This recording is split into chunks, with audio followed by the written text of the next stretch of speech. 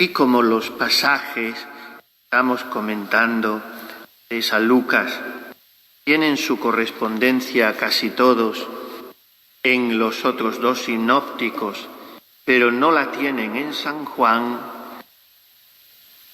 así también este pasaje que vamos ahora a comentar de la multiplicación de los panes y los peces,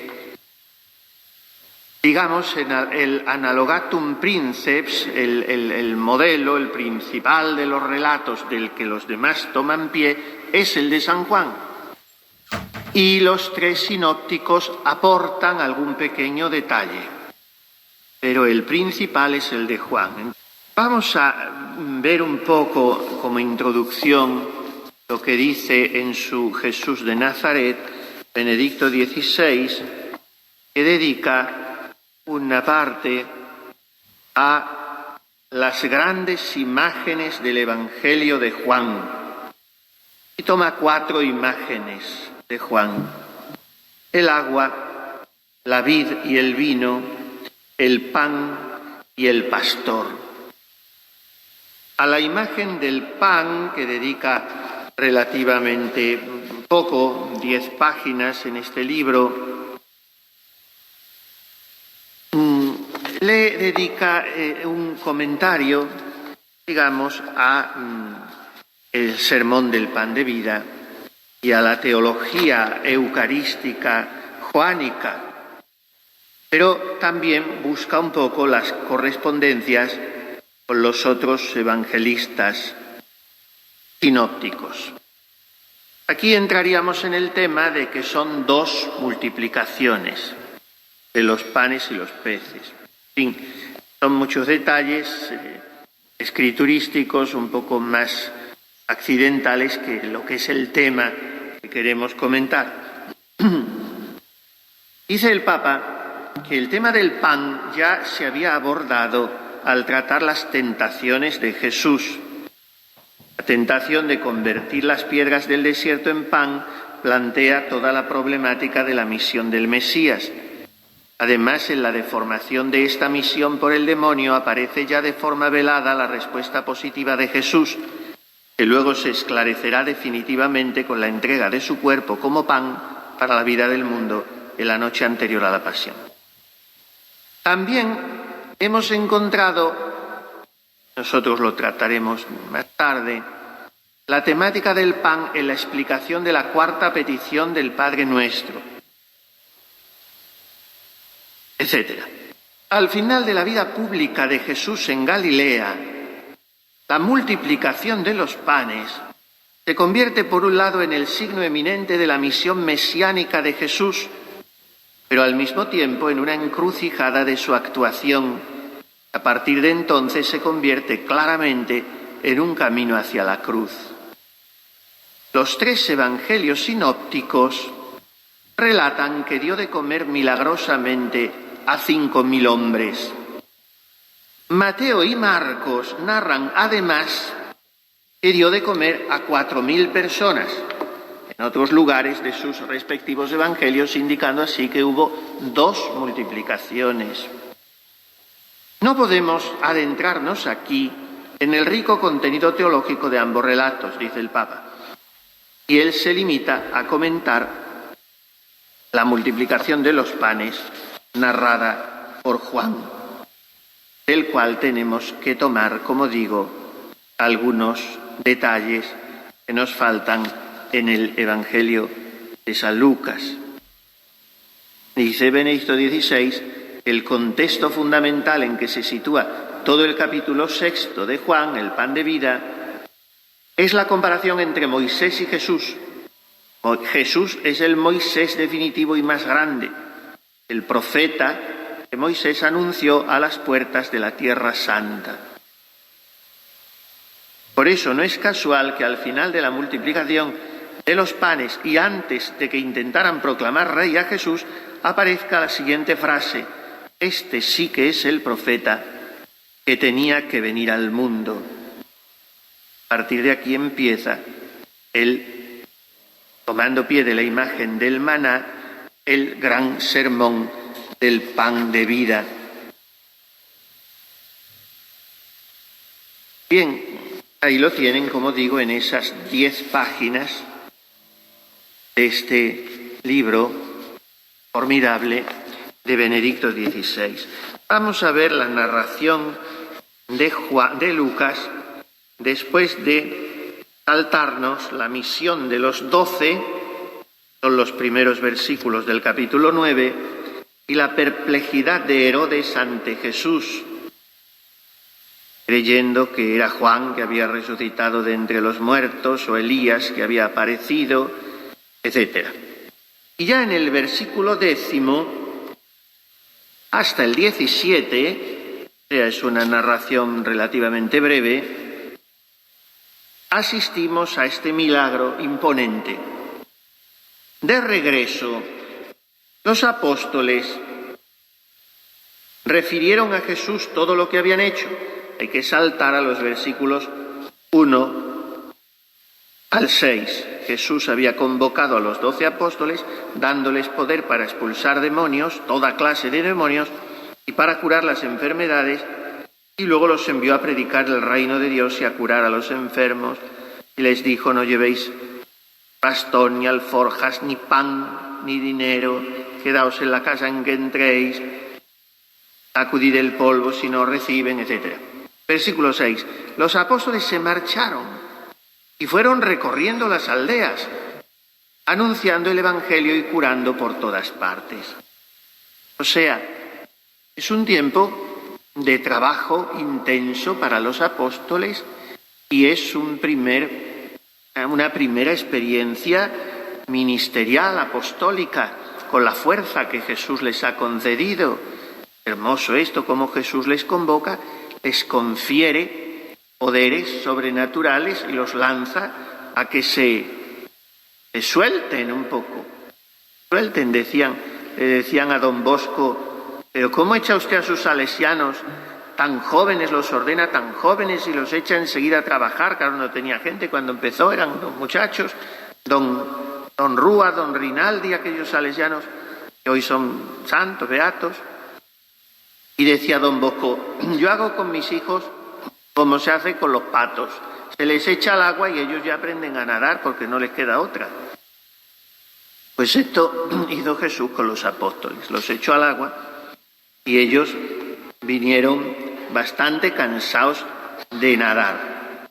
Y dice, son algo más bonitas otras narraciones, me parece que Marcos, pero aquí dice Jesús, dice Lucas: de regreso, los apóstoles refirieron a Jesús todo lo que habían hecho. Seguro aquello sería una porfía, quitándose la palabra unos a otros, contando anécdotas, pues esa cosa novedosa de cuando estrenamos una misión que nos parece que nunca la ha hecho nadie nada más que nosotros y tenemos que contar nuestras proezas y asombrar a los demás, o en fin, contar también nuestros chascos. Pero pues estarían allí con ese tono amistoso, contándole a Jesús todo. Y él les dice: mira, chavales, ¿sabéis qué os digo? Que para lo tanto que hay que hablar, vámonos a un sitio tranquilo. Venid ese orsum, dice, me parece que es Marcos.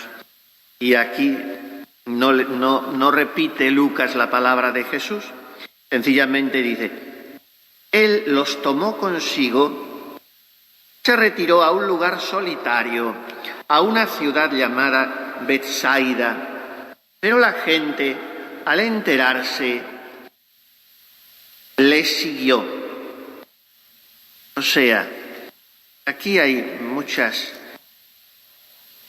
detalles geográficos, cronológicos, que nos permiten recomponer bastante bien, y ahora hago un resumen, una concordancia de los 4 evangelistas, y permiten recomponer bastante bien las circunstancias de esta primera multiplicación de los panes.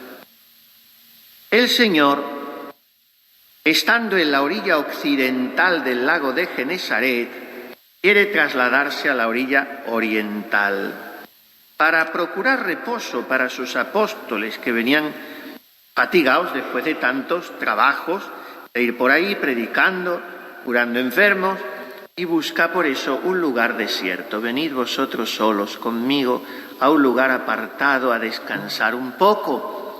Es la palabra que toda carmelita oyó un día en su corazón y que constituye el eje de su vocación claustral.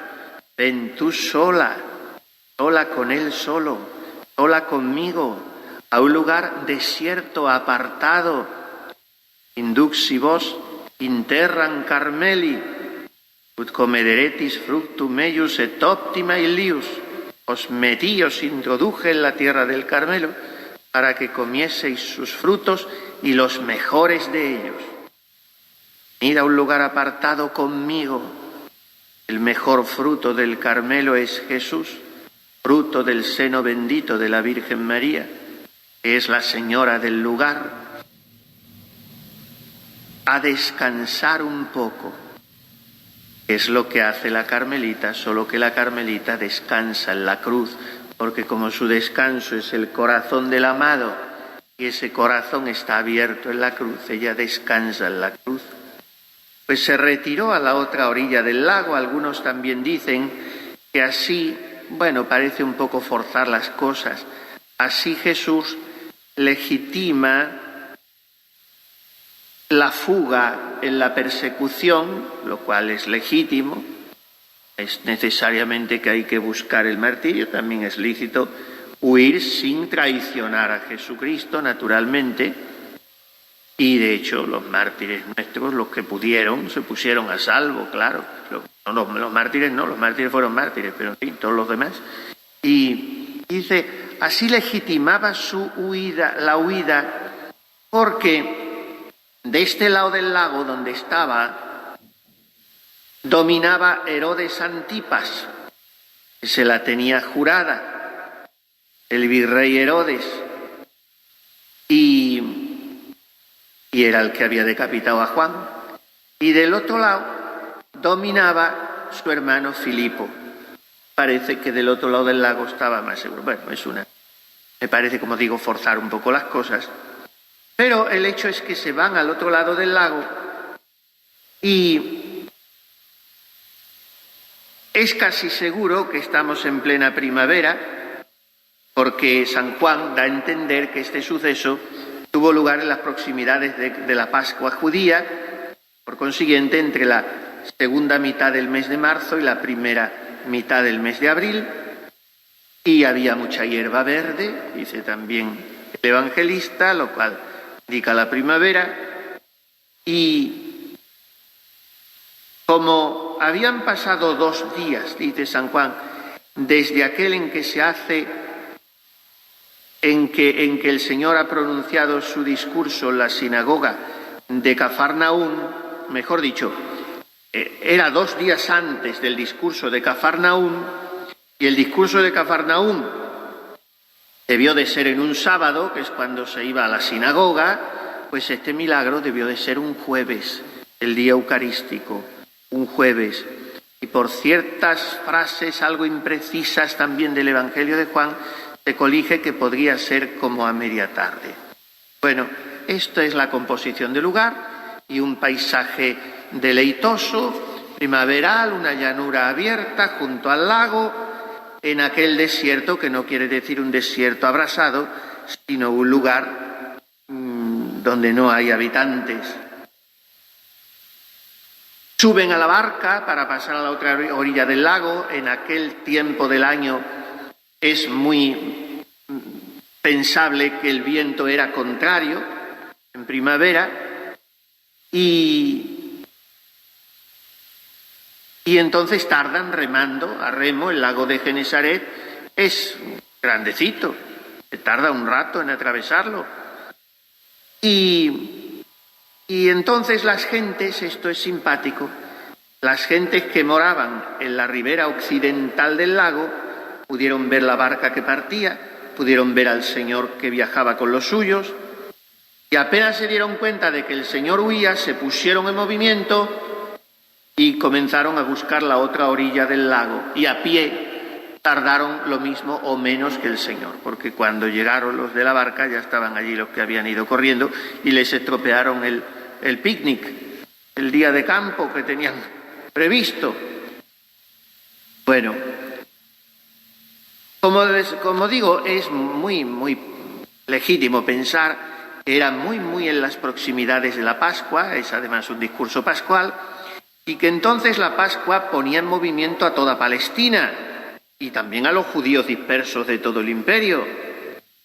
Entonces van muchas caravanas que suponen una inmensa muchedumbre en esa zona, en toda la región. Y pues cerca de Cafarnaúm pasaba una de las vías más principales de Palestina, que los evangelistas llaman algunas veces la vía del mar. Entonces por aquella vía venían de todo el oriente multitud de judíos a celebrar la Pascua. Esas muchedumbres tocaban en las orillas del lago, pasaban por allí. Y además de los habitantes de aquellos pueblos, que son bastantes, eran en torno a Cafarnaúm bastantes poblaciones, pues todas esas muchedumbres, al ronrón de la fama de aquel hombre taumaturgo y predicador, se ponen también en movimiento. Y así tenemos el hecho, que es muy razonable, teniendo en cuenta todos estos datos, de que el Señor al llegar se encuentra, pues, cerca de 10.000 personas, porque el evangelista dice 5.000 sin contar mujeres y niños. Las mujeres en todos sitios suelen ser siempre más que los hombres. Y los niños, pues, entonces no se dejaban con los abuelos. Los abuelos habían muerto casi siempre porque la gente se moría, como digo, a una edad razonable. La gente se moría a los 60 años. Pero, pues, mucha gente, yo qué sé, pero, como decimos, más gente que en la guerra había allí. Había un gentío. Y entonces el Señor llega y, en vez de darle fastidio todo aquello, se pone a enseñarles. Se pone a enseñarles. La gente, al enterarse, le siguió. Jesús los recibió. Dice San Lucas con esa palabra. Jesús los recibió. O sea, no pasó de ellos, como decimos ahora. ¿Ahora qué pinta esta patulea aquí? ¿Qué podía haber dicho? ¿Y toda esta caterva de dónde viene? ¿Y no? Porque él iba con los suyos a adoctrinarles, a prepararles en su ministerio, a escuchar sus experiencias. Tenían preparado un capítulo pascual y él, que era el prior, tenía que dar las normas para que el convento siguiera marchando bien. Pues nada, estropean el capítulo pascual. La puesta en común comunitaria, ahora se dice revisión de vida, reunión de familia, y todas esas cosas se dicen, hasta en las constituciones están puestas así. Ya la palabra capítulo parece que da un poco de grima, y si es capítulo de culpas da alergia, porque es una cosa inhumana. Es una cosa inhumana acusarse, allí que me acusen, en fin. Bueno, pues Jesús tenía un capítulo y se lo estropean. Pero él los recibió a la gente, los recibió y estuvo hablándoles del reino de Dios y curando a los que lo necesitaban. No sé si es San Marcos, otro evangelista, aquí tengo todas las correspondencias, pero es que entonces si me pongo a decir y a citar y todo es más una clase. Pero otro evangelista, creo que Marcos, dice, al verles se compadeció de ellos porque estaban como ovejas sin pastor. Esta frase es de aquí.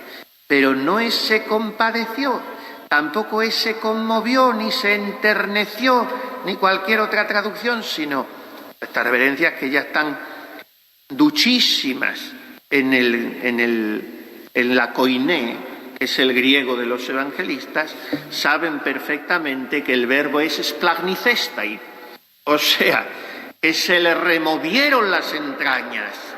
Otra vez ese verbo aparece aquí, esta vez no en Lucas, pero en otro evangelista. Se ríen porque ya sé que me quedo corto, porque no es que sean especialistas, es que tienen el doctorado cum laude, pero en fin. Bueno, pues eso es lo que le pasa a Jesús.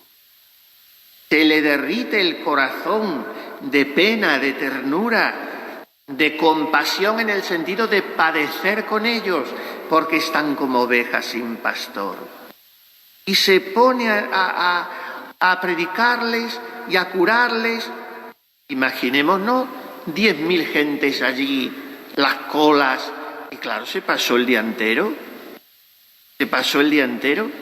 y los apóstoles estarían con una cara de alegría y de gusto de que les habían estropeado el día de campo.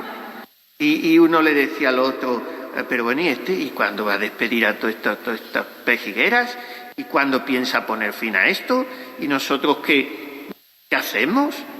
Y bueno, total, pendientes allí de que Jesús pasa una hora, pasa otra hora, pasa la de comer, pasa la de merendar y llega la de cenar. Cuando el día comenzó a declinar, o sea, a las 5 de la tarde, las 4, las 5 de la tarde, en Israel amanece a las 4 de la mañana, o las 5, según las estaciones, y a las 4 y 5 ya empieza a finalizar el día. Por eso se come muy temprano y se cena muy temprano. Bueno, miren, en todos sitios se come muy temprano y se cena muy temprano. Los únicos que vivimos bien de Europa y del mundo somos los españoles. Eso está más visto que el tebeo, porque aquí amanece a su hora y anochece a su hora. En los demás sitios es donde están a deshora. Claro, un sitio, bueno, vuestras reverencias también comen a las 12 y luego a la 1, pero en fin, estamos por ahí danzando. Y aquí en Andalucía no le digo, aquí a las 12:30 o la 1 lo que hace la gente es desayunar en los bares. Bueno, pues estos pobres se había pasado el día en ayunas.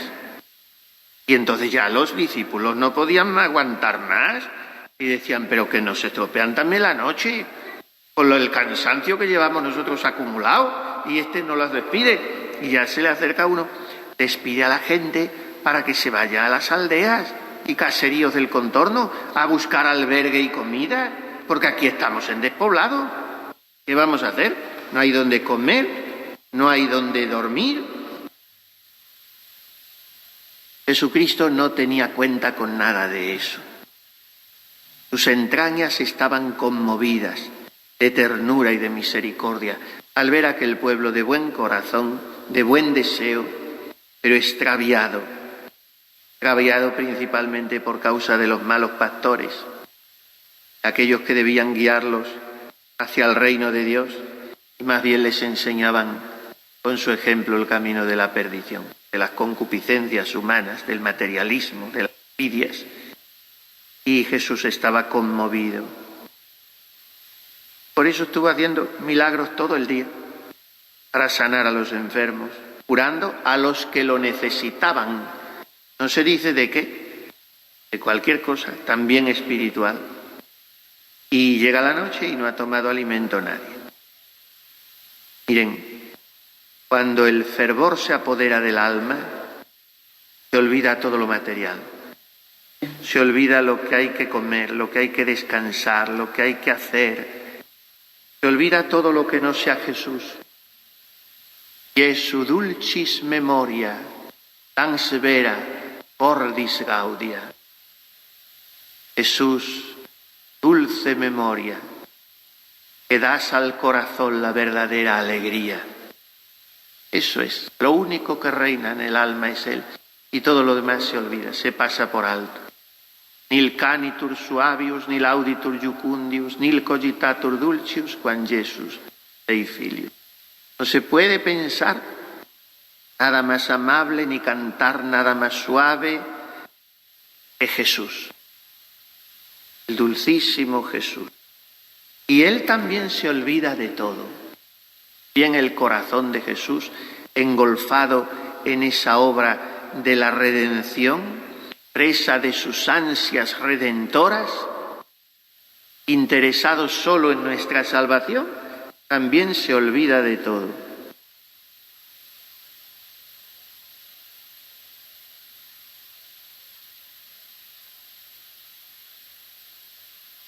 Bien, despide a la gente para que se vaya a las aldeas y caseríos del contorno a buscar albergue y comida.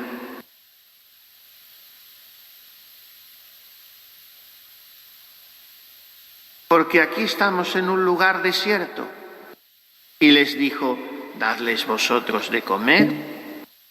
También es guasa la de Jesús, guasa porque ellos están con lo opuesto. Llevarían a lo mejor en el zurrón un bocadillo de queso cada uno, pero no llevarían más. Tenía que ser de queso porque entonces no había chope ni foie gras. Entonces, y jamón del bueno nada más que lo hay en Córdoba, entonces sería de queso. Y entonces les dice, dadles vosotros de comer, pero se lo diría con tono de guasa. Hay cosas en el Evangelio que hay que leerlas un poco teatralmente, ¿eh? Porque si las lees solemnemente, el que te escuche que no haya leído en su vida el Evangelio dirá, pero este está tonto. El problema que tenemos los que hemos leído muchas veces el Evangelio es que no nos choca. Nos parece, como lo hemos leído, sabemos lo que viene, pero imaginemos que es la primera vez que lo leemos. 10.000 gentes allí en un despoblado, descampado, en medio de un lago, tal. Los apóstoles que habían llegado sudando, que lo primero que querían era verse duchados los pobres. Jesús allí sin nada, todos con lo opuesto. Vienen, empieza el día entero a predicar, a curar, con la gente sentada en las hierbas, y ahora cae la tarde, las 4, las 5. Nadie se acuerda de nada. Y se acerca un apóstol, Lucas por delicadeza, como es tan delicado, no dice quién. Vamos, el personaje debía ser un premio Nobel. Se acerca y dice, mira Jesús, que vayan a algún sitio. Y ya le dice Jesús, siguiéndole la inteligencia, le dice, pues dale vosotros de comer. O sea, hay que leerlo en este tono y quitar solemnidad y aparato, porque dadles vosotros de comer. Y ellos siguen en serio. Jesús sigue en broma, ellos en serio. De Jesús se dice en el Evangelio 2 o 3 veces que lloró. Y no se dice nunca que rió, porque como reír lo haría constantemente, pues no iba a estar el evangelista diciendo y se rió, porque eran como unos 5.000 hombres. Y él dijo a sus discípulos, hacedlos sentar en ranchos de 50 en 50. Y así lo ejecutaron. Y se sentaron todos. Y tomando los 5 panes y los 2 peces, alzó, y aquí es eucarístico todo, trasunto eucarístico, ya termino. Eucarístico, se sentaron todos. Tomando los 5 panes y los 2 peces, alzó los ojos al cielo, los bendijo y partió y dio a sus discípulos para que los pusiesen delante de las gentes, para que los distribuyeran, dice otra traducción. Y comieron todos y se saciaron. Qué bonito y qué feo otras traducciones. Comieron todos hasta hartarse. No, comieron y se saciaron.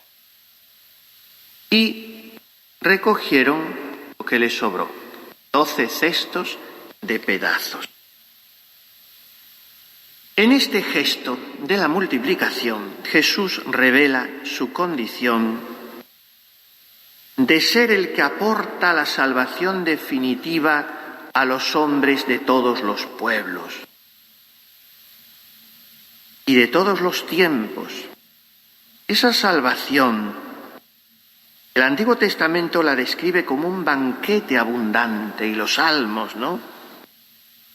El recuerdo nos lleva en primer lugar al alimento que Dios proporciona a su pueblo en el desierto.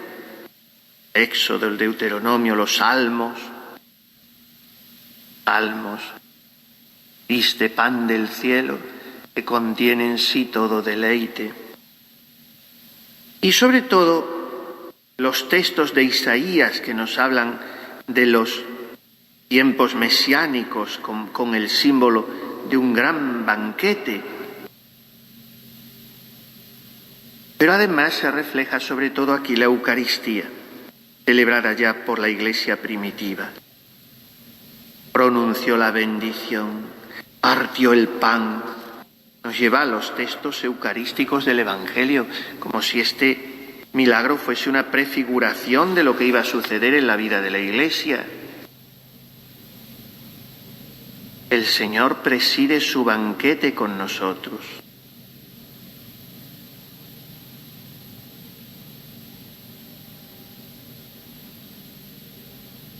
El Señor no nos despide, el Señor nos recibe.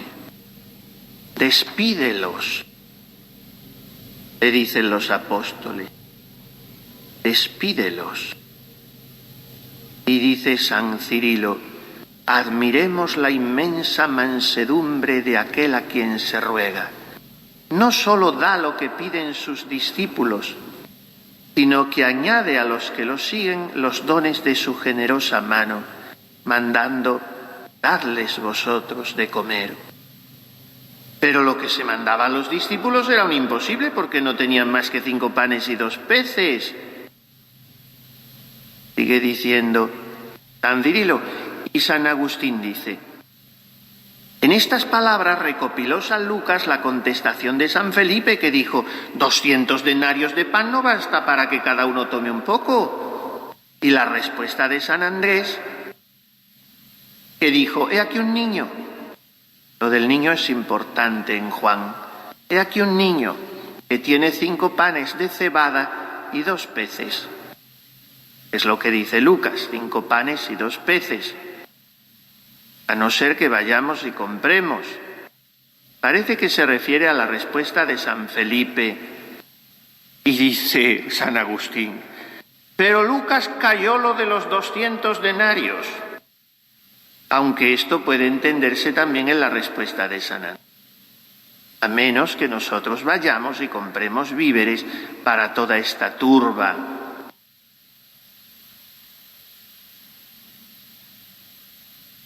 Dice San Agustín que Lucas consigna el hecho de que Jesús mandó sentar por grupos de 50.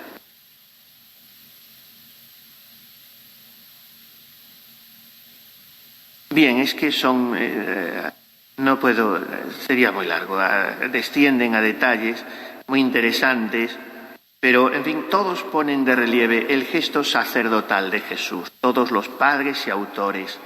Jesús miró al cielo, tomó los panes y los da a la muchedumbre por medio de sus discípulos, de sus sacerdotes, y multiplica también los peces, dice San Crisóstomo, para dar a entender que no solo se extiende su dominio a la tierra, sino también a los mares. Ya había hecho milagros en beneficio de los enfermos, ahora los hace para los que no están enfermos, pero que necesitan alimento. Comieron todos y se saciaron, porque el beneficio afluía de los graneros inagotables del divino poder.